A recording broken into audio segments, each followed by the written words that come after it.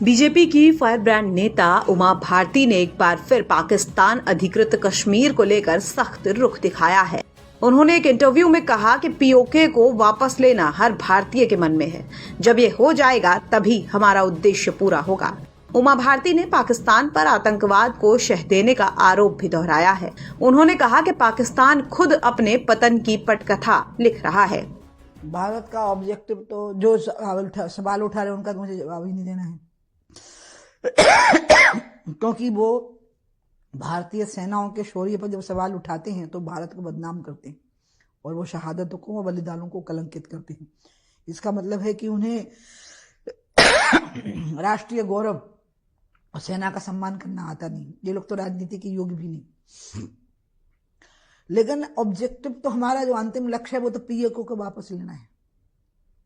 तो जब तक वो वापस नहीं आएगा तब तक ये सबके मन में है। ये पार्लियामेंट से प्रस्ताव पारित हुआ है, आपको पता होगा, जब संगमा साहब थे स्पीकर। उसी बात को हम भी कह रहे हैं, हम उसको लेके रहेंगे। जब पीओके लेके रहेंगे तब कहेंगे ऑब्जेक्टिव मिल गया।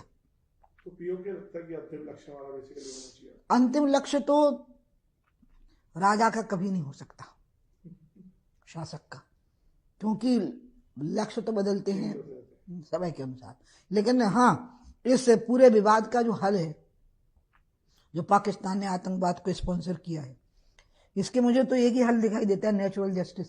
जब आतंकवाद ही पाकिस्तान को ध्वस्त कर देगा तो वो अपनी औकात में आ जाएगा। शेष जो प्रायोजित आतंकवाद हमारे देश में, हम तो उसको जड़ से उखाड़ ही देते हैं। हम कोई ना कोई स्ट्राइक करते हैं, उनको सबक सिखा देते हैं। तो इसलिए मैंने देखा है आतंकवाद को सपोर्ट करने वाला देश तो पीओके जरूर ऐसा है जिसमें पार्लियामेंट का रेजोल्यूशन है और सबकी इच्छा है। भारत का हिस्सा होना चाहिए, अभिन्न हिस्सा। तो वहीं केंद्रीय मंत्री उमा भारती ने रिटायरमेंट को लेकर दो टूक जवाब दिया है। उन्होंने कहा कि राजनीतिक दल रिटायरमेंट की उम्र तय कर सकते हैं, लेकिन किसी भी व्यक्ति की सक्रियता और योगदान देने की क्षमता को उम्र की सीमा में नहीं बांधा जा सकता। इसलिए मुझे चुनाव लड़ने का मौका मिलेगा तो मैं चुनाव लड़ूंगी। मैंने कहा था कोई संस्था, कोई पार्टी, कोई इंस्टीट्यूशन रिटायरमेंट की एज तय कर सकता, कंट्रीब्यूशन की एज तय नहीं कर सकता। कंट्रीब्यूशन की कोई एज नहीं होती। पद के लिए कोई संस्था तय कर सकती है ना, मतलब पॉलिटिकल संस्था हो, सोशल संस्था हो, या कोई इंडस्ट्रियल इवेंट मतलब इंस्टीट्यूशन हो, वो एक एज तय कर सकते हैं। लेकिन वो कंट्रीब्यूशन की एज तय नहीं कर सकते। कंट्रीब्यूटरी क्षमता है, नदी ना पिए कभी अपना जल, और पेड़ ना खाए कभी अपना फल। तो पेड़ तो फल देते ही रहेगा, नदी जल प्रवाह करती ही रहेगी, वो कभी सूखेगी ही नहीं। तो इसलिए कि जो कंट्रीब्यूटरी कैपेसिटी होती है व्यक्ति की, वो कभी खत्म नहीं होगी। चुनाव लड़ेंगे, ये बोलना चाहता हूं। अगला, हाँ, अभी तो मेरी वो उम्र ही नहीं आई है। जब मोदी जी चुनाव पहले लड़े थे, मैं 65 तो अगले साल में होंगी। ओके, हाँ, तो आप मतलब अगले चुनाव के लिए बिल्कुल तैयार? मतलब मैं जब मुझे लगेगा कि मैं तैयार हूं। अभी तो मेरे को अड़चन आ जाएगी।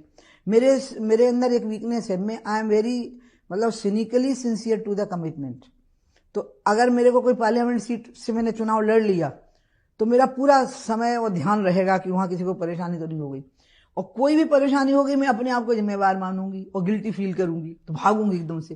तो एक पार्लियामेंट सीट की जिम्मेवारी, और फिर ऊपर से मंत्री बन गए तो वो जिम्मेवारी भी, तो ये दोनों मिला के फिर ऐसी हो जाती हैं कि आप जिस काम को कर रहे हैं और वो काम इसमें रह के हो नहीं पाएगा। तो मैं उसको लक्ष्यनिष्ठ व्यक्ति हूं ना, तो लक्ष्य के लिए ही काम करूंगी। उसमें चुनाव लड़ना सार्थक होगा तो लड़ूंगी, नहीं होगा तो नहीं लड़ूंगी।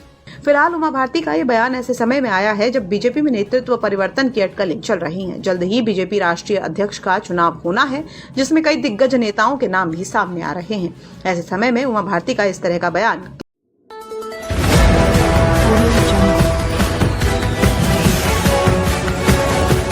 MP लाइव टीवी आपको रखे अपडेट, सच जो हम आपको बताएंगे। ऐसी ही तमाम खबरों से अपडेट रहने के लिए MP live TV news channel को सब्सक्राइब करना ना भूले।